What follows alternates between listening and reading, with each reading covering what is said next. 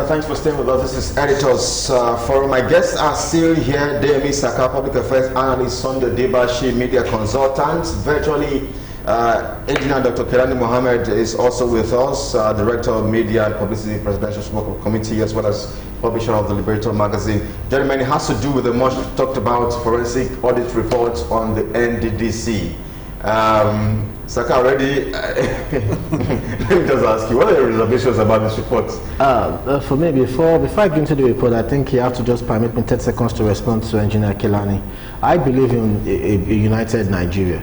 If I don't believe in a united Nigeria, we will not be pushing these counter narratives to deepen governance and demand good governance. So you should actually get that and accept that as a fact. All right. Now, the NDCC report.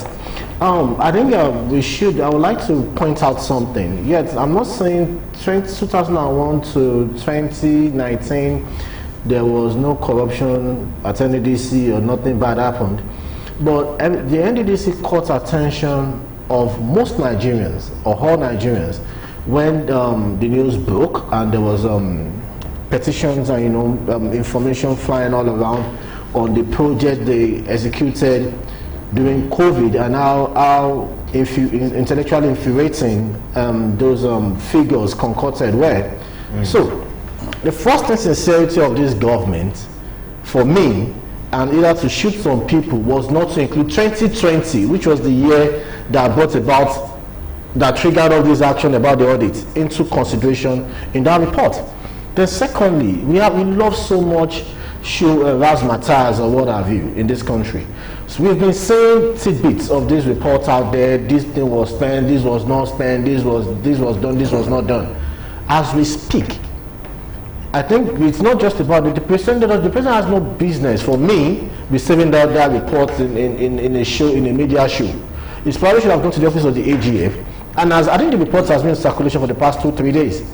And I think based on the recommendations and of the report, or the conclusion in that report, some people should have been invited in the last 24 hours by EFCC. By Tuesday, Wednesday next week, some people we should be hearing of people being charged to court. Because it's a report, I was trying to tell you just... No, because there's a conclusion. The president has to digest... Is the president the Attorney General of the Federation? Is the president... No, I'm coming. No, is the president that's the one that's going to... You see, that shows you the political undertone to this report. Well, we cannot say that. No, because if it's what you make of his submission. I'm thinking that the president will need to digest, the agent will need to digest this report before actions are carried out. Well, first of all, let me agree with him on excluding a certain year. Okay? But something has been done. So maybe someone else will come back. You also think that 2020 should have... We want the saga in the National Assembly. Even when some people were fainting in the National Assembly during the investigation by senators, and we saw Nigerians saw the drama, and they a lot were exposed on both sides. I'm sure you're referring to Pondel, who joined the list of fainters. Yes, the former MD, Nddc, one professor. Okay, so the man even right there, in the Senate. So, and later he said that Nigerians thought he was joking. So that is gone. Right. But now this report, Nigerians want to see action. Because over the years, Nddc clearly has been an industry of corruption. There is no administration or management of the commission that will take a tenure without allegations of diversion of funds in billions. The reports are there. There are protests in the Niger Delta about the issues of diversion of funds in the Nddc over the years. So now for someone to now come and detect abandoned projects, fine. Let's see. But what of the ones that the management of the commission themselves over time diverted? I'm not too sure they are going to include that, but maybe we are still going to dig back and bring up those issues so that the government, even while you are prosecuting, you will know that so-so former MD, so-so former director was involved in social administration. Sorry to butt in. We all saw how they allotted bogus sums of money during COVID-19. COVID, yes. Yeah. I remember. That is not... It's an insult to our intelligence as Nigerians. So these are the issues. All right, let's bring in Mohammed, Dr. Mohammed. I'm not sure the feedback here is give me what I want. If you're still with us, Mohammed, I wonder what your initial response is exactly to this forensic audit reports on the Niger Delta Development Commission. In 2019, the president approved 2.5 billion naira for this particular report. Are you hearing me, Mr. Kelly? Are you with me? Yeah, we can hear you. Go ahead, please. Okay. I know Mr. Fabio very well because he headed as the national coordinator presidential support committee. But the way things are, I had cause one time to expel him from our movement because he has no vision, he has no focus.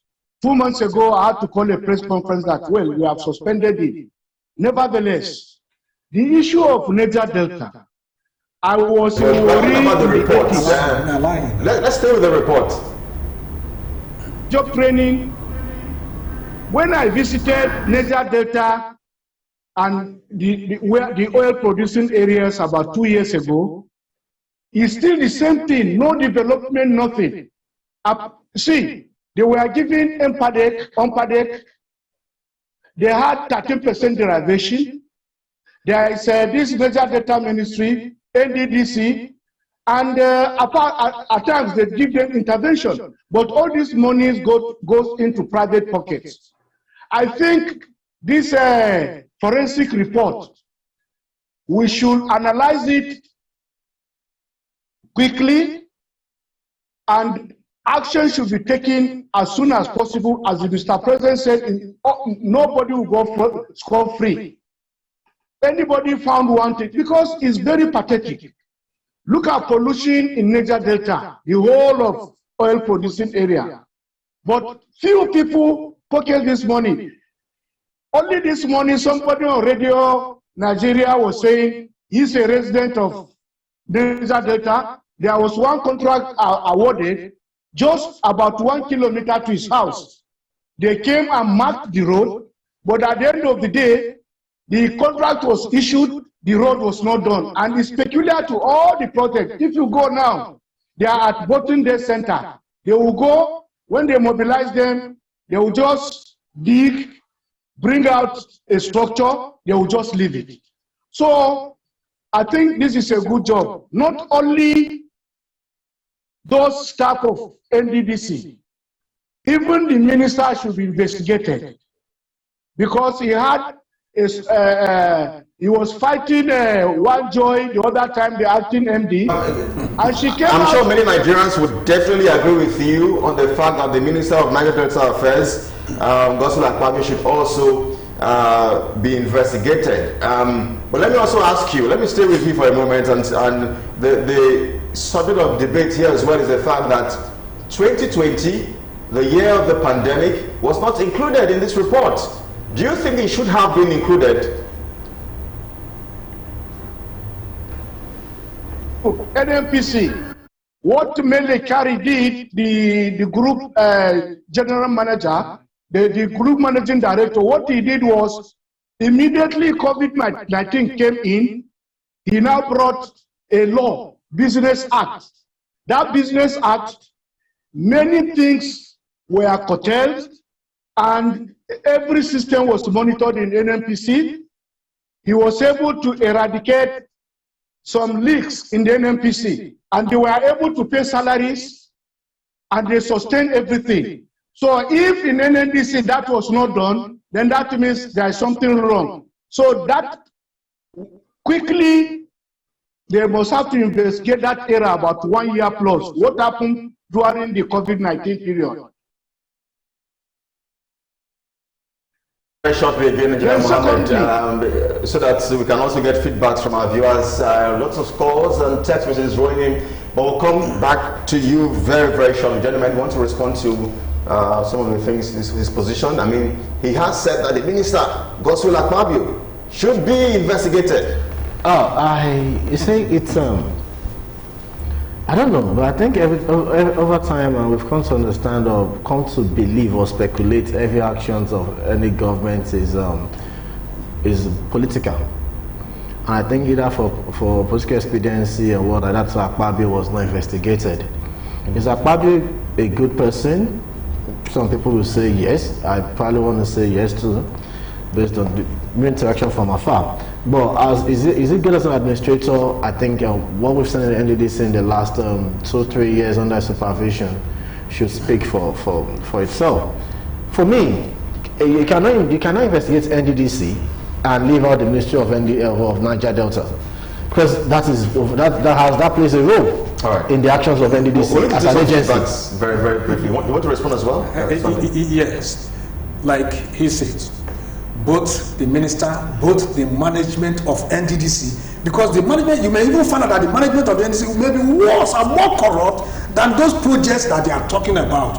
We've had a period of reports where billions in hundreds were being diverted, and they were fighting right then in Niger Delta and holding the directors and and MDs with these allegations and saying they need to prove this. Even the EFCC unfortunately couldn't just go into to prove these allegations of monies being diverted by the management. It's a national. So we need the report must be comprehensive, okay, and quite a lot. Even the one that they are talking of abandoned projects. If you go there, you will see that somebody will just go and put up a 3-bedroom structure and tell you that it cost him about 250 million.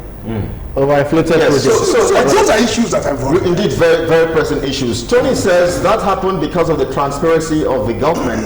Other governments never came out to discuss issues that led to corruption. Let's start with what is done now. Tomorrow we will discuss the rest. I'm sure it's an applause for this particular administration. But wasn't this government that exposed the corruption at Nddc? It was in the private individuals that did that.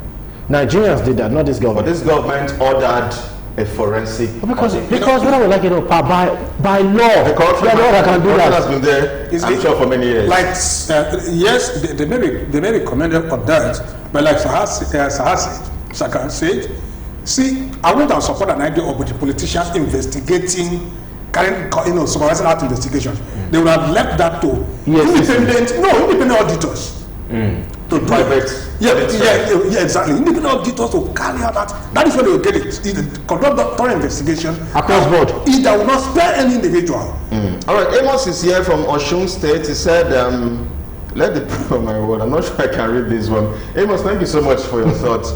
All right, so we can take your calls now and feedbacks on the program. As usual, we need to strike this deal with you. All you have to do is turn down the volume of your TV set or just move away from your TV set completely.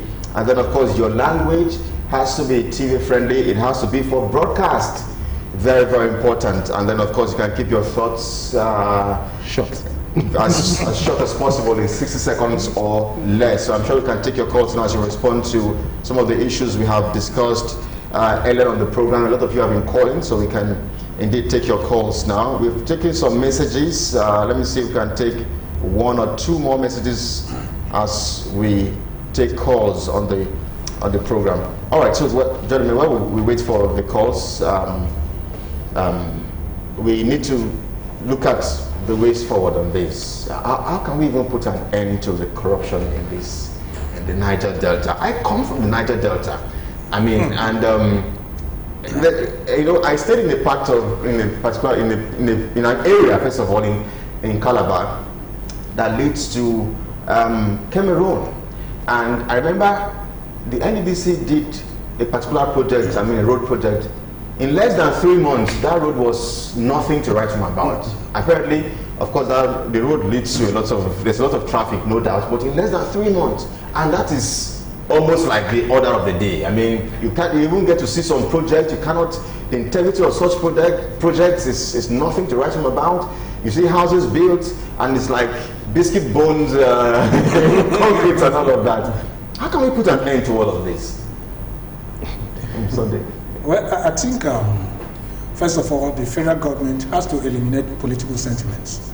Issues of politics, especially in appointment. Either we are appointing this to compensate and make it be relevant somewhere and all that. If they make it a development commission, they're bringing professionals, non-partisan politicians to manage, because the issue is why check the budget of the commission from inception? Like he mentioned, Audit. It was Audit. Audit was created by former President Ibrahim Babangida. Okay, that was when he created Audit. No, when Obasanjo came, Obasanjo now transformed Audit to Nddc, and that's where we are today. Now, if you make it a development commission, eliminate politicians, and let's have people who, to run the development of the region. Yes, so let it go. Yes, I think we do have some calls now, so we can take them now. Yes, thank you for joining us. What's your name and where are you calling from, please? Good afternoon. Yes, good afternoon. We can hear you. What's your name and your location? Go ahead with your thoughts. This is Mr. Sonny Nongo. All right. Calling from London State. All right. Please, I want to use this platform to also call the federal government to look into the local government system. The local government system has been frustrated. Nothing is going on in the local government system and other activities in the local government system. All right. Thank you. Thank you so much for calling attention to that. We'll make our time to discuss that on the program. Local government's autonomy and issues surrounding local government. Right? So that's it. But again, like the NDC thing was saying, you check the budget over the years and go and compare with the projects that they claim they have executed. You will notice, you will observe a very wide gap. Okay, then maybe you remove the fund for salaries, then you can excuse that. But in terms of overall development, yes, I hate to break you again, but let's take some feedbacks. Yes, thank you for joining us. Your name and your location, please. I'm not sure we got that clearly. All right, from Kaduna State. Yes. All right, go ahead with your thoughts, please. You see, the problem with Nigeria that you want to you have the power and the outside is the power and you want to arrest their problem. Who will the All right, Mr. Okoye.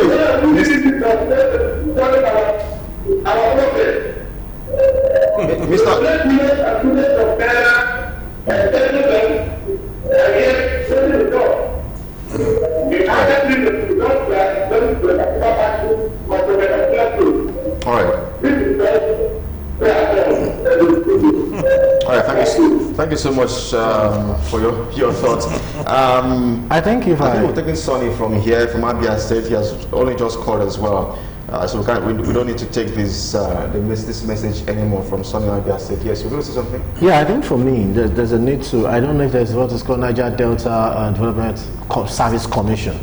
I think we need to look into how people were recruited, or we should look at the recruitment system into Nddc. And if there's a recruitment system that plays so much on premium importance and value on core competence, qualification, and what have you, I think that will reduce political interference in the affairs and the running of the affairs of the Nddc. And I think that's a start-off block. Secondly, I think we should now look at just a moment. Let's take one or two calls. We'll come back and hear that. Yes, thank you for joining us. Your name and your location, please. Hello. Yes, we can hear you loud and clear. Go ahead, please, with your thoughts. All right, go ahead.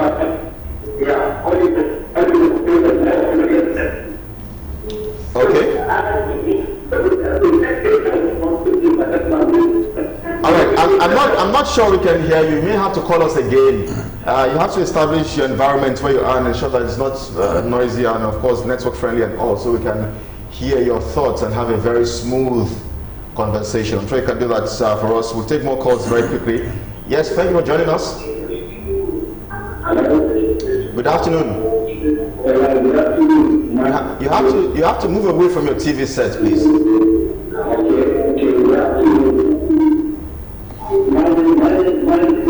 All right.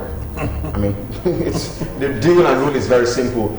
Turn down the volume of your TV set or move away from your TV set completely so we can have a smooth conversation. We will not take those calls, or we'll keep ending your calls until you can stick to the simple rules of taking your calls. All right, good afternoon. Thank you for joining us. Thank you for joining us. Good afternoon. Please go ahead, please. My name is All right. My name is Abbas. Abbas, you can go ahead with your thoughts. Okay. I wanted to talk about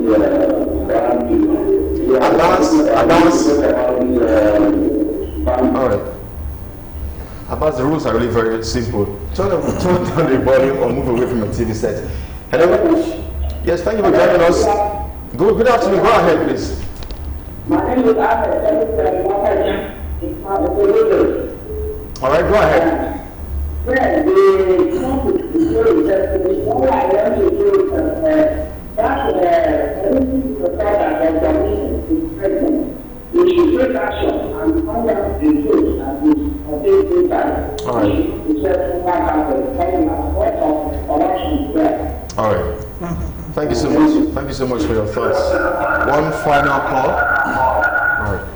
Yeah, so back to my submission, and I think we should, the ruling class, especially any party at the center, the presidency should stop using or saying some appointments as compensation or probably a way to empower their party or political or no, not even reward. Most of the cases is to empower against either the next election cycle or what. I can cite 2 key ministries that Nigerians look at as a reward system. The Ministry of all ministries though, but Ministry of Petroleum, the board chairman of NNPC, the director of Nddc, who becomes the MD of MPA.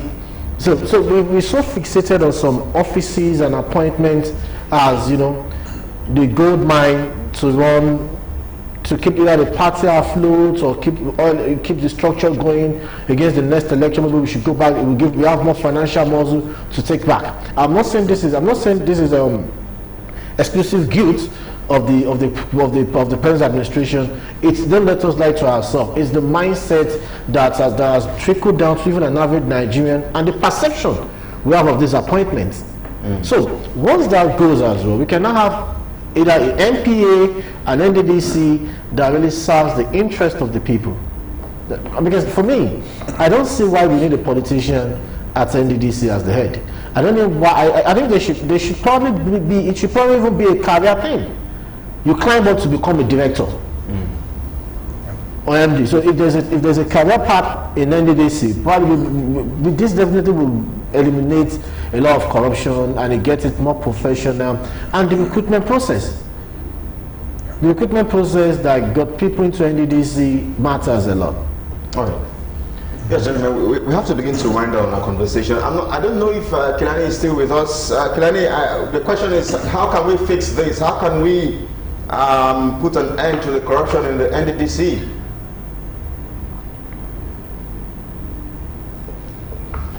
All right, I think it's obvious.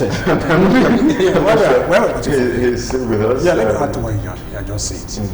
While looking at the recruitment process, like you said, bringing professionals and all that, the president should also make the Nddc independent and should not place it under the Ministry of Nigerian Data Affairs. It should be independent and let them take their decisions. Because even the Ministry of Nigerian Data Affairs, what has that ministry achieved since its creation? Okay, there's no doubt, I have confidence in the Minister of Nigerian Data Affairs, Akpabio. He's a good administrator, no doubt. He understands governance. Okay, at least he made some demonstrations when he was governor.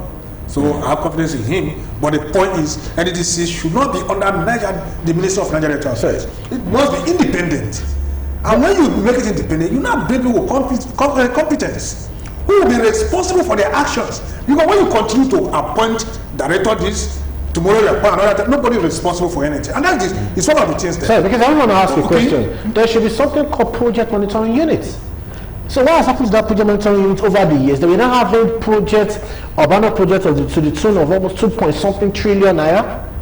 And so people are not facing criminal prosecution for that. Negligence of duty. Yeah, because breach of trust. Yeah, because nobody is responsible. Nobody account for anything. So a political director comes in today, does his own business, he tomorrow is out, another political director comes in and does his own business. So it continues. And so let's put a stop to that. And the minister of whoever becomes the MD of Niger Delta Development Commission is at the discretion of the president. Then when there was no Niger Delta Ministry, and now at the discretion or the pleasure or whatever of the minister of Niger Delta Affairs. So are we so sure the system in place is not encouraging efficiency and proficiency when it comes to financial prudence? It's just encouraging political patronage. All right. Ben from Ugondo says the Nddc audit is a political audit as long as it is being initiated by the politicians rather than an independent NGO or human rights body. Please, when will the audits of the Northeast Commission commence? Ben from Ugondo says that. All right, so those are asking for when the audits for the Northeast. Remember, we have commissions. I mean, we have the Nddc. Yeah, we'll leave that aside. If we go that way, we're probably going to trivialize the essence and importance of this audit. And no matter the fault lines these audits push forward, it's still commendable because there's something to talk about. But now, the government needs to now convince Nigerians that they mean well by including 2020 and expanding the scope of that report or that audit. Because the Nddc itself must be investigated, must be thoroughly investigated. In fact, I'm not trying to slam a vote of no confidence on our investigative capabilities of Nigerian police or what have you. I don't prefer us to invite Scotland Yard or FBI. They've shown us they are very detailed. No, please, please. We have capable. We have intelligence officers. We have Nigerians. I would love a collaborative effort. No, we have intelligence officers in the Nigerian police. I'm not saying we don't have. If you eliminate politics, they will deliver professional service to you. So the word there is eliminate politics. And that is just it. Somebody told me how they arrested Evans. If you look at the sophistication and model that they used to capture the young man, that the guy has to surrender himself, you will respect the Nigerian police. Now that you have that, why are they finding it difficult to now use SAIL to trash out those bandits in the bush who are using telephone to make demands for ransom? Because that's where the politics comes in. But let's put that aside and focus on what we have to go now. Unfortunately, we couldn't discuss the power issue because I want us to do a very, very good job when we have to discuss that. I mean, I need a lot of time for us to do that, and then for Nigerians to also respond and react to this particular topic. So that's why we have to suspend it. Someone has called our attention to the local government autonomy or affairs. We'll discuss that as well on the program, I promise you, subsequently. But gentlemen, thank you so much for coming on the program this afternoon. You're welcome. The vaccines have been made mandatory in some states. Those states very recently, I think in the month of October, it will be made mandatory. No, I think there's a court injunction against that. There's a court injunction. Let's see how it goes. But should it be made mandatory? Yes or no? No, I think it shouldn't, but it should be commonsensical that everybody should take it. All right. But not mandatory. No, man, it should be commonsensical. Have medical rights. No, but it's commonsensical. Anybody if you want to be suicidal and you want to kill yourself, you don't kill other people. So just that is where common sense should come into. No, but the US government has opened the society and they said once you have taken, you cannot mix in the society. Even with people that are not taking. All right, so Nigerians, go for the vaccines. It's safe. I've not started growing horns. I mean, those who have the vaccines, there's no spoon or there's no bulb that has. But see, I think this is I probably will not mention it, but some religious leaders need to be cautioned. Sincerely, they've created a lot of damage to the advocacy against the vaccine. You should express their opinion. Sometimes